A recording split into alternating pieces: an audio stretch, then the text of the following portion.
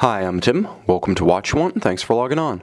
Today, we're looking at the Tudor Oyster Prince Day-Date. Reference 7020. You can see this late 1960s vintage Tudor Day-Date and buy it on our website, watchyouwant.com. And if you enjoy these videos, please subscribe to our YouTube channel, Watch You Want Inc. You can also click on the card in the upper right-hand corner of the screen at any time to see our full listing for this watch with additional high-resolution images and naturally complete pricing details. Now on my wrist, 6 1/3 inches, 16 centimeters in circumference, you immediately can discern two facts about this watch. One, it's Tudor's loose interpretation of Rolex's day-date, and two, this is a far larger and sportier example than any day-date contemporary to this watch's 1969 manufacture.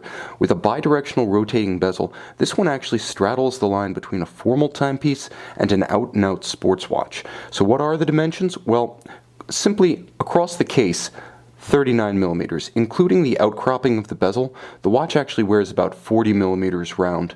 And now, that doesn't include the crown. In terms of thickness, despite the turnograph style bidirectional bezel, it's actually quite slim. The watch is only 11 millimeters thick, so you can slip it underneath a dress cuff or a tight sleeve. From lug to lug, it is a vintage watch, but it does have a reasonable 47 millimeter span from extremity to extremity. So unlike any day-date from the 1969 period, indeed, unlike many dress watches from that period, this one still wears with a modern presence on the wrist. Now, the timepiece has a aftermarket but high-grade calfskin strap on it. You can see calf on the top, calf on the bottom, very supple, and an aftermarket pin buckle, vintage style for easy adjustments on the fly. The watch feels very solid on the wrist and in the hand, but it's remarkably fine in its lines. It has an elegance to it that allows it to very effectively act as a versatile timepiece, your one vintage watch, so to speak. So this watch wears well with anything, and the beauty of it is that it does have a very sporty demeanor to it, and that comes principally from the bidirectional rotating bezel. Now, we first saw this on the Rolex, I believe reference 6202 in the early 1950s. It was the predecessor of all the rotating bezel Rolex watches, actually preceded everything from the GMT to the Submariner.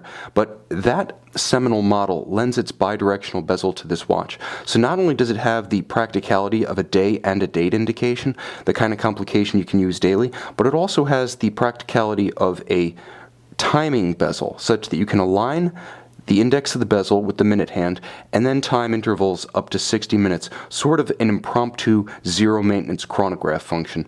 Now, the watch has an effective grayscale color palette. You can see everything from the black printing of the bezel to the beautiful matte silver of the dial itself. The watch has tremendous character. It's very vintage in its flair, and actually if you look at it from an angle, you can see the acrylic plexiglass starts to take on that distortion effect that we often associate with vintage timepieces. But the dial of this watch is in exceptional condition. It's not a 10 out of 10, it's about an 8.5 to 9. Exceptional condition, this is what they call a survivor, a watch that looks very much like a factory product several decades removed and unretouched.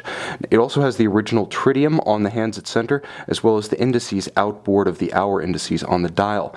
All of the printing, from the hashes of the minutes to the Tudor script, Oyster Prince day-date, and notation of rotor and self-winding, very crisp, very intact. All of it looks factory, and beautifully so. Now, the watch is powered internally by a caliber 1895. It's originally an A-Shield caliber. It's a 17-jewel automatic winding, rotor winding movement. It does not hack, it does not have a quick set, so this is a true vintage watch in every sense. It has the quirkiness of the early day-dates in as much as you do have to spin the hands a bit if you want to coordinate the day and the date correctly. But it is a very robust piece. The shield movements are essentially bomb-proof as long as properly maintained, and the nice thing about them is, unlike vintage Rolex components, vintage shield components are available almost everywhere from normal suppliers, so virtually any watchmaker anywhere in the US or abroad can work on this vintage watch when the time comes. Very handsome, very versatile. These Tudor day-dates represent tremendous value in as much as the market hasn't really discovered them.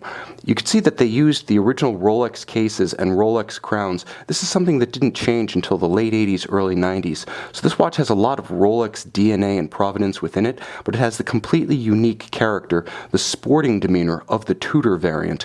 Now, it's not another home plate, it's not another Monte Carlo, it's not another Tudor sub, and I say thank God for that, because collectors have yet to really discover and start heating up the market for these watches, so it represents a great buy for the enthusiast who wants a vintage watch with tremendous character, immense pedigree, practicality, and good value. You can see this Tudor Oyster Prince Day-Date, vintage 1969, and buy it on our website, watchyouwant.com.